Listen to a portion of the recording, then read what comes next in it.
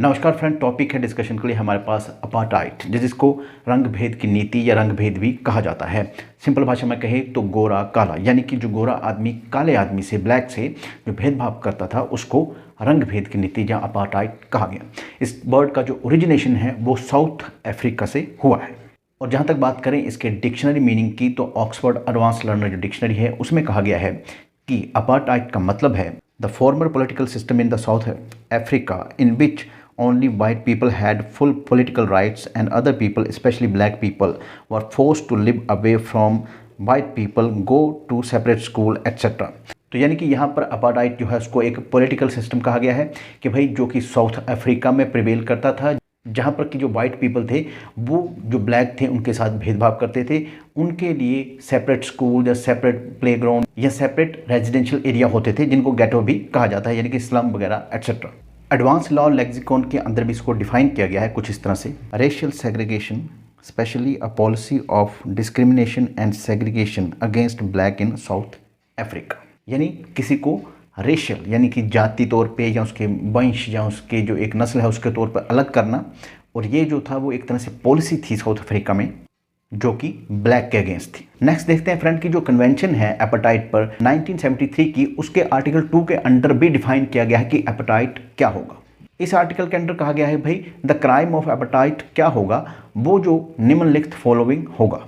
इसमें किसी तरह की पॉलिसी या प्रैक्टिस होंगी रेशियल सेग्रीगेशन की, यानी कि आप एक तरह की नीति बनाते हैं कि भाई हम रेशियली सेग्रीगेट करना है दूसरों को, यानी कि इनके जाति के आधार पर या इनके जो वंश है उसके आधार पर इनको हम सेग्रीगेट करना चाहते हैं, इनको अलग थलग करना चाहते हैं, जो कि साउथ अफ्रीका में प्रैक्टिस किया जा रहा है। और ये जो है वो फॉलोइंग एक्ट पर इम्प्लीमेंट किया जाएगा। और इसका पर्पस क्या होगा करने का कि भाई आप अपना डोमिनेंस या आधिपत्य जो है एस्टेब्लिश करना चाहते हैं दूसरे ग्रुप पर या दूसरे नस्ल पर या जाति पर या जो उनकी रेस है उस पर, और उनको सिस्टेमेटिकली ऑप्रेस करना, उनका दमन करना, यानी कि एक बड़े तरीके से उनको कुचल देना, जो उनका दमन कर देना। अब इसमें कौन कौन सी चीजें इंक्लूड है? नंबर 1, किसी रेशियल ग्रुप या ग्रुप्स को आप डिलाइन करते हैं उनका right to life and liberty of person. आगे इसमें मेंशन किया है कि ये हो कैसे सकता है, तो उसके लिए बताया गया है कि भाई आप किसी का मर्डर कर देते हैं ऐसे रेशियल ग्रुप के मेंबर्स का, या फिर आप इस तरह के मेंबर्स के ऊपर इन्फ्लिक्ट करते हैं, यानी कि उसको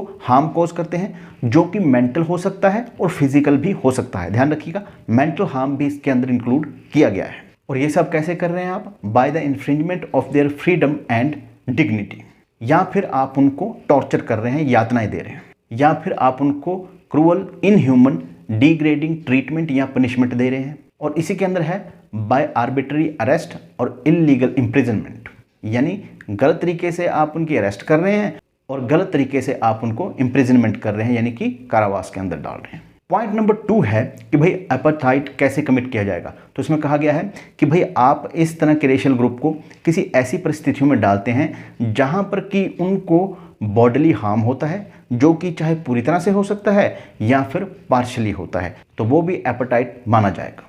नेक्स्ट है कोई भी लेजिस्लेटिव मेजर्स, यानी कि आप कानून बना के ऐसा करें या फिर सिंपली कोई और तरीका अपनाएं जो कि कानून ना हो, जिससे कि आप इस तरह के रेशियल ग्रुप को पार्टिसिपेशन करने से रोक दें।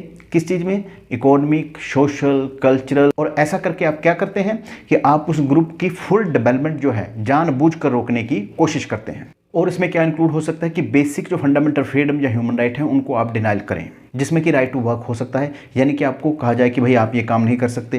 Right to form recognise trade union, कि भाई आप ट्रेड यूनियन नहीं बना सकते। राइट टू एजुकेशन, कि आप ये एजुकेशन यहाँ तक नहीं ले सकते। Right to leave and return to their country, कि अपने देश से बाहर जाना और अपने देश में वापस आना, ऐसा भी आपको मनाही की जा सकती है। Right to nationality, right to freedom of movement and residence, इन सब चीज़ों से भी आपको इनकार किया जा सकता है। Right to freedom and opinion, कि आपका फ्रीडम जो ओपिनियन है आपको नहीं देना है। Right to freedom of peaceful assembly and association, इससे भी आपको इनकार किया जा सकता है। नेक्स्ट और क्या एपेटाइट में इंक्लूड है, तो इसका जो नेक्स्ट पॉइंट है उसमें कहा गया है कि कोई भी मेजर्स या लेजिस्लेटिव मेजर, यानी कि या तो आप कानून बना लें या दूसरा कानून से बाहर कोई भी इस तरह का मेजर्स, जिसमें कि जो पॉपुलेशन है या जनसंख्या है उसको रेशियल लाइन में डिवाइड करने की कोशिश की जाए, यानी कि उनको बांटने की कोशिश की जाए। बाय क्रिएटिंग सेपरेट रिजर्व और गेटोस, यानी कि आप इस इलाके में रहेंगे और आप इस इलाके में रहेंगे। Prohibition of mixed marriage, mix marriage को भी अगर आप प्रोहिबिट करते हैं तो वो भी इसकी कैटेगरी में आएगा। और किसी रेशियल ग्रुप की प्रॉपर्टी को उनसे बिना पूछे ही उनसे ले लेना, ये भी जो एपेटाइट की कैटेगरी में आएगा। नेक्स्ट पॉइंट है दोस्तों, एक्सप्लॉयटेशन ऑफ द लेबर जो है वो भी एपेटाइट की कैटेगरी में आएगा।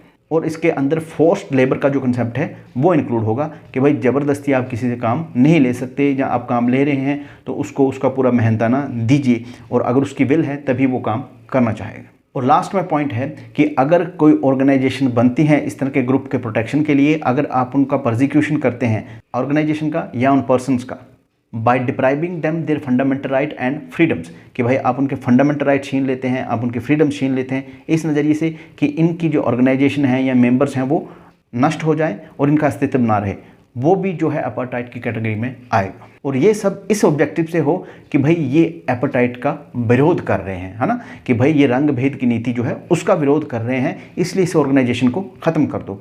तो वो जो चीज़ है वो भी रंग भेद की नीति या एपेटाइट के अंदर कवर करेगा। तो आप देख सकते हैं कि कितने सारे एक्ट्स को कहा गया है कि भाई ये सारे जो है रंग भेद की नीति के अंदर कवर किए जाएंगे अगर आप ऐसा करते हैं तो।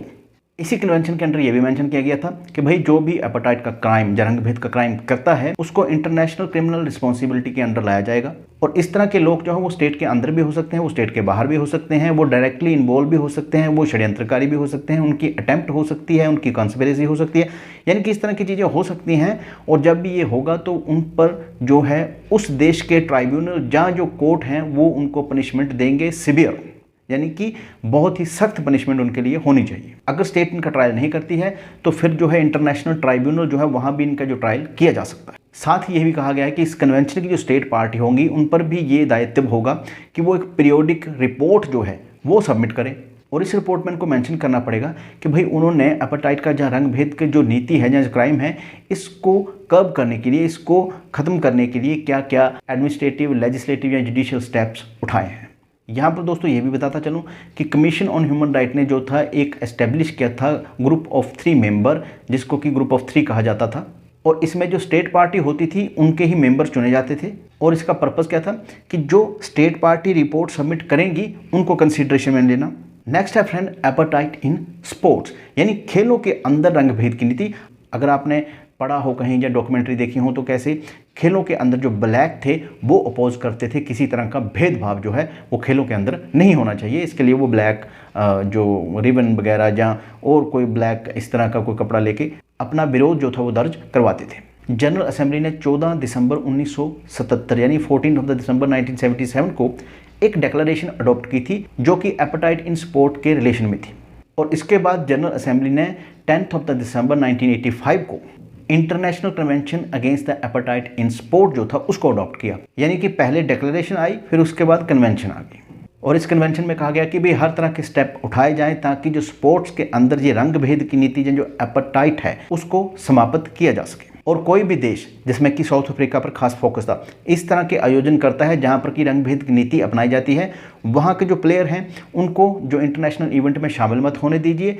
और जो इंटरनेशनली बाकी देशों के प्लेयर हैं वो ऐसी कंट्री के इवेंट में पार्टिसिपेट ना करें। यानी कि साउथ अफ्रीका को पूरी तरह से सेग्रीगेट करने की कोशिश की गई कि भाई इनको अलग थलग कर दो, क्योंकि इनकी कंट्री में इस तरह का भेदभाव जो है वो एग्जिस्ट करता है। और इसी कन्वेंशन के अंडर एक कमीशन अपॉइंट करने की बात कही गई थी जो कि रंग भेद की नीति स्पोर्ट में हो रही है उस पर चेक रखेगा। इसमें 15 मेंबर होंगे जो कि हाई मॉरल कैरेक्टर के होंगे और जो कि कमिटेड होंगे इस अपार्टाइड का जो स्ट्रगल है इसके अगेंस्ट उसको कैरी करने के लिए स्पोर्ट्स में।